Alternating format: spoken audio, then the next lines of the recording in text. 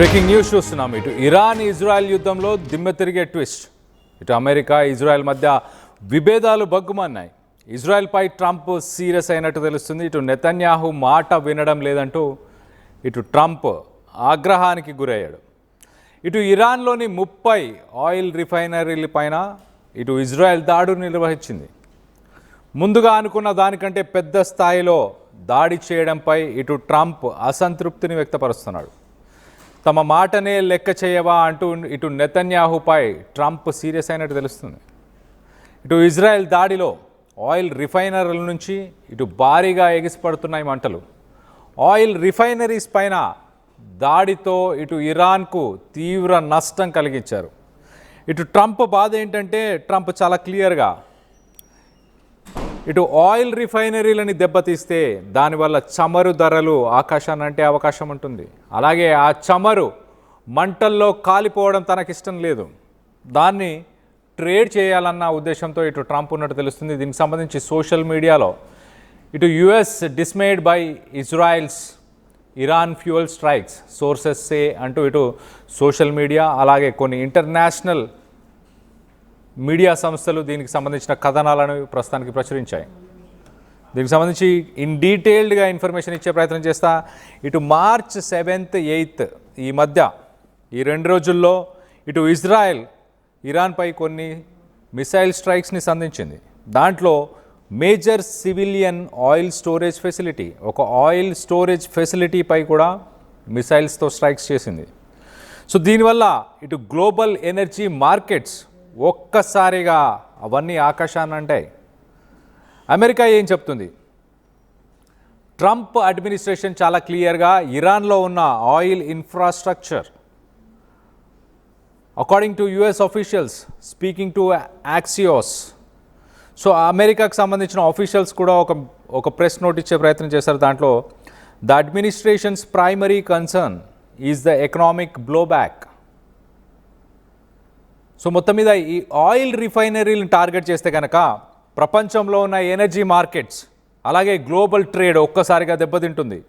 Trump adviser summarized the president's stands. President doesn't like the attack. He wants to save the oil. He doesn't want to burn it and it reminds people of higher gas prices. ఇటు ట్రంప్కి attack చేయడం ఇష్టం లేదు, especially ఆయిల్ని attack చేయడం ఇష్టం లేదు. ఆయిల్ని ఇలా మంటల్లో కాల్చివేయడం ఇష్టం లేదు. ఇది ప్రజలకి ఎస్పెషల్లీ ట్రంప్కి రానున్న రోజుల్లో మిడ్ టర్మ్ ఎలక్షన్స్ జరగబోతున్నాయి. ఆ ఎలక్షన్స్లో ఓట్లు వేయడానికి వచ్చే ప్రజలకి గ్యాస్ ప్రైజెస్ ఇటు పెట్రోల్ డీజిల్ ధరలే గుర్తొస్తాయి అంటూ మొత్తానికైతే ట్రంప్కి సంబంధించిన అడ్మినిస్ట్రేషన్ ఒక స్టేట్మెంట్ కూడా ఇచ్చింది. ఇటు ఇజ్రాయెల్ ఏం చెప్పుకొస్తుంది? ఇజ్రాయెల్ మాత్రం చాలా క్లియర్గా నెతన్యాహు అలాగే ఇజ్రాయెల్ మిలిటరీ మ్యాక్సిమం ప్రెషర్ వల్లనే ఇరాన్ మెడల్ వంచొచ్చు, ఇరాన్ క్యాపబిలిటీస్ని తగ్గిస్తేనే మనకి మంచిది అంటూ ఇటు నెతన్యాహు అలాగే ఇజ్రాయలీ మిలిటరీ ఫోర్సెస్ చెప్పుకొస్తున్నాయి. నెతన్యాహు ఒక శపథం తీసుకున్నారు. విత్ ఆల్ అవర్ ఫోర్స్, తన దగ్గర ఉన్న శక్తినంతా, తన దగ్గర ఉన్న మిలిటరీ ఎయిర్ ఫోర్స్ మిసైల్స్ అన్నిటినీ వాడి ఇరాన్ ఇన్ఫ్రాస్ట్రక్చర్ని దెబ్బతీసి అలా విజయాన్ని సాధించాలి అని ఇటు ఇజ్రాయెల్ అలాగే నెతన్యాహు అంటున్నాడు. ట్రంప్ మాత్రం చాలా క్లియర్గా అక్కడ ఉన్న ఆయిల్, ఇరాన్లో ఉన్న ఆయిల్ని మాత్రం టచ్ చేయొద్దు, దాన్ని టచ్ చేస్తే బాగుండదు అంటూ చెప్పుకొచ్చే ప్రయత్నం చేస్తున్నారు. వీరిద్దరి మధ్య కొంత డిసగ్రిమెంట్ ఉన్నట్టు చాలా క్లియర్గా తెలుస్తుంది. ఇజ్రాయెల్ చేసిన ఈ స్ట్రైక్స్ వల్ల, ఆయిల్ రిఫైనరీస్ టార్గెట్ చేసుకుంటూ ఇజ్రాయెల్ చేసిన స్ట్రైక్స్ వల్ల ప్రస్తుతానికి international bench mark Brent crude, దానికి సంబంధించిన క్రూడ్ ప్రైసెస్ ఒక్కసారిగా $100 చేరుకున్నాయి. 20% ఒక్కసారిగా ఇంక్రీస్ అయ్యాయి. అమెరికా అడ్మినిస్ట్రేషన్ చాలా క్లియర్గా హైలీ సెన్సిటివ్ మార్కెట్స్ని దృష్టిలో పెట్టుకొని వాటిని అటాక్ చేయొద్దని చెప్పినా కూడా నెతన్యాహు ఎందుకు అటాక్ చేసావు అంటూ ఇటు నెతన్యాహుని ట్రంప్ అడ్మినిస్ట్రేషన్ క్వశ్చన్ చేస్తుంది. ట్రంప్ కూడా క్వశ్చన్ చేస్తున్నాడు. వీటన్నిటికీ రిటాలియేషన్లో ఇటు ఇజ్రాయెల్ అమెరికా చేస్తున్న ఈ చర్యలపైన ఇటు Iran strait of Hormuz sea route, ఆ రూట్లో వచ్చే మెరిటైమ్ ట్రాఫిక్ అంటే అక్కడి నుంచి వచ్చే షిప్స్ అన్నిటినీ ఇటు ఆయిల్ ట్యాంకర్స్ కానీ మిగతా షిప్స్ని కూడా టార్గెట్ చేస్తామంటూ ఇటు ఇరాన్ రిటాలియేటరీ అటాక్స్ చేస్తామంటూ చెప్పుకొస్తుంది. So 20% global petroleum, 20-30% global petroleum చమురు నిల్వలు ఇటు గల్ఫ్ దేశాల నుంచి స్ట్రెయిట్ ఆఫ్ హార్మోస్ గుండా వెళ్తుంటాయి. వాటిని అటాక్ చేస్తా అంటూ ఇటు ఇరాన్ చెప్పుకొస్తుంది. వాటిని గనక ఇరాన్ అటాక్ చేస్తే ఇటు బ్యారెల్ ధర యుద్ధం మొదలవక ముందు $72 ఉన్న బ్యారెల్ ధర ఇప్పుడు $80, దాని తర్వాత ఇప్పుడు $100 చేరుకుంది. ఇటు ఆయిల్ రిఫైనరీస్ అటాక్ చేసిన తర్వాత ఇప్పుడు రానున్న రోజుల్లో ఇరాన్ చేయబోయే ఈ అటాక్స్ వల్ల స్ట్రెయిట్ ఆఫ్ హార్మోస్లో ఉన్న ఆయిల్ ట్యాంకర్స్ని షిప్స్ని కనుక అటాక్ చేస్తే బ్యారెల్ ఆయిల్ ధర $200కి చేరుకునే అవకాశం ఉంది. సో ఇరాన్ అటాక్ చేయబోతుంది రానున్న కొన్ని రోజుల్లోనే, కొన్ని గంటల్లోనే ఇటు స్ట్రెయిట్ ఆఫ్ హార్మోస్ని, అక్కడున్న ఆయిల్ ట్యాంకర్స్ని. ఇటు ఇండియాకు సంబంధించిన ఆయిల్ ట్యాంకర్స్ కూడా మనం చూస్తే కనుక 36 ఆయిల్ ట్యాంకర్స్, ఇండియాకి రావాల్సిన ఆయిల్ ట్యాంకర్స్ 36 ఆయిల్ ట్యాంకర్స్ ప్రస్తుతానికి స్ట్రెయిట్ ఆఫ్ హార్మోస్లో ఉన్నాయి. సో మొత్తం మీద విభేదాలు అయితే బగ్గుమంటున్నాయి. ఇటు ట్రంప్ అలాగే నెతన్యాహు మధ్య ఇద్దరు కోఆర్డినేటెడ్ జాయింట్ ఆపరేషన్స్ ఇప్పటిదాకా చేసుకొచ్చారు. కానీ నెతన్యాహు అలాగే ఇజ్రాయలీ ఫోర్సెస్ మాత్రం ఇటు ట్రంప్కి ఏ మాత్రం ఇంటిమేషన్ ఇవ్వకుండా ఇటు ఇరాన్లో ఉన్న ఆయిల్ రిఫైనరీస్ని టార్గెట్ చేసింది.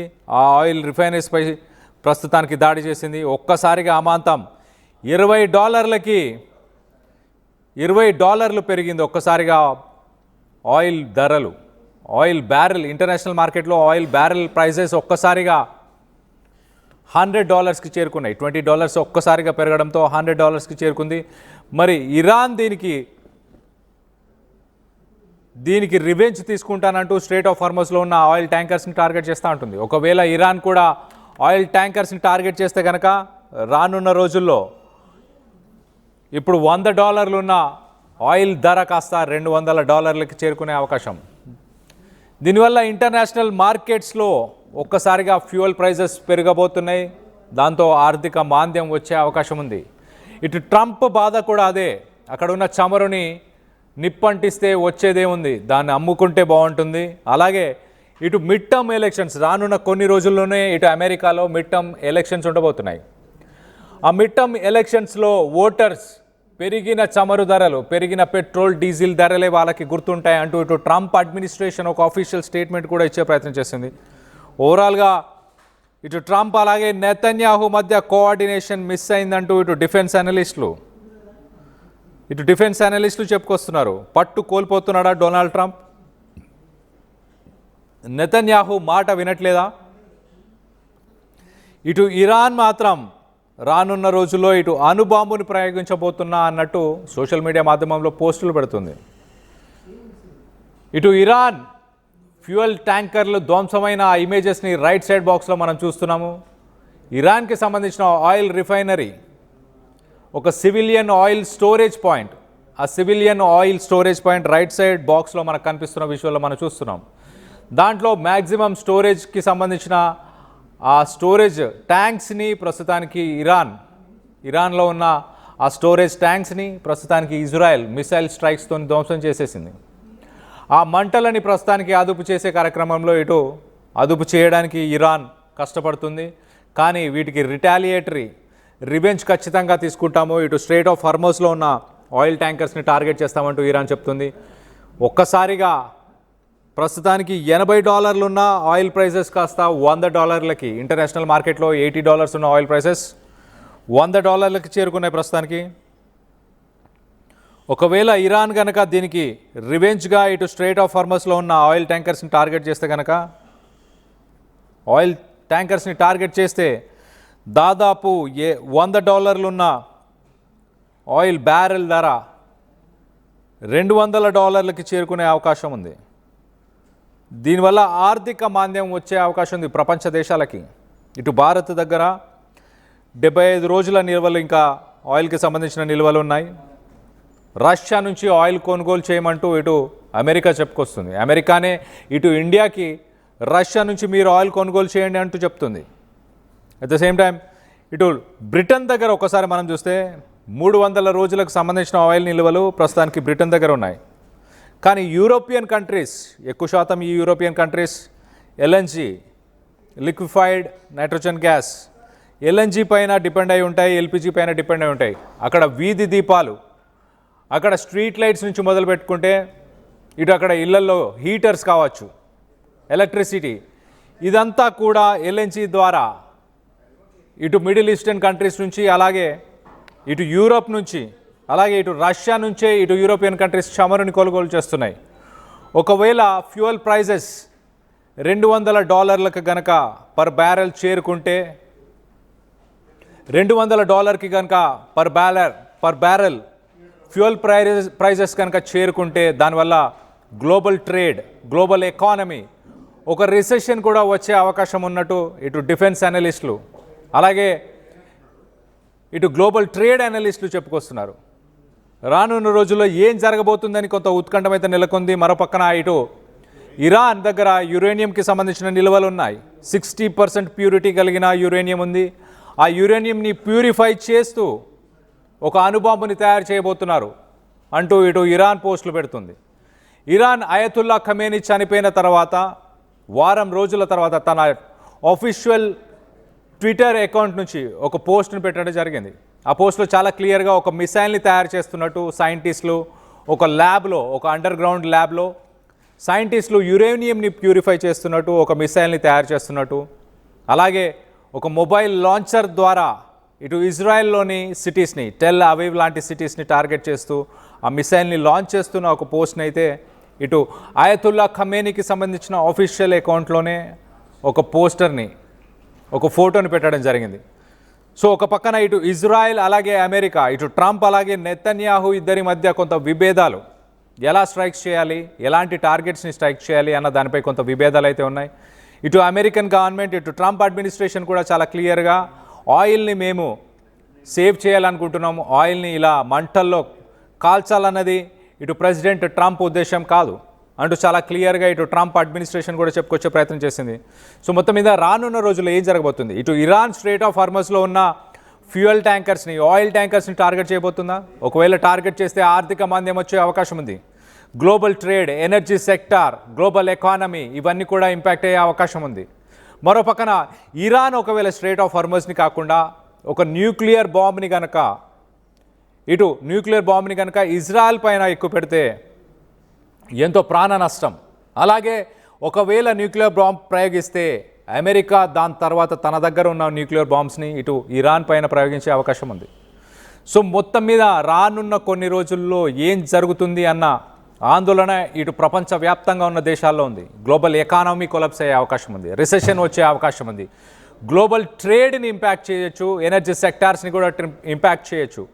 ఇరాన్ దగ్గర ఉన్న రిజర్వ్స్ కావాలంటున్నాడు ట్రంప్, అనుబాబు ఉందంటూ ఇటు ఇరాన్ చెప్పుకొచ్చే ప్రయత్నం చేసింది. ఓవరాల్గా దీనికి సంబంధించి మీరేమనుకుంటున్నారు? ట్రంప్ నెతన్యాహు ఇద్దరి మధ్య చెడిందనుకుంటున్నారా? అమెరికా అలాగే ఇజ్రాయెల్ మధ్య టర్మ్స్ అండ్ కండిషన్స్ మారిపోయాయి అనుకుంటున్నారా? దీనికి సంబంధించి మీ అభిప్రాయాలు ఏంటనేది కింద కామెంట్ రూపంలో తెలియపరచండి.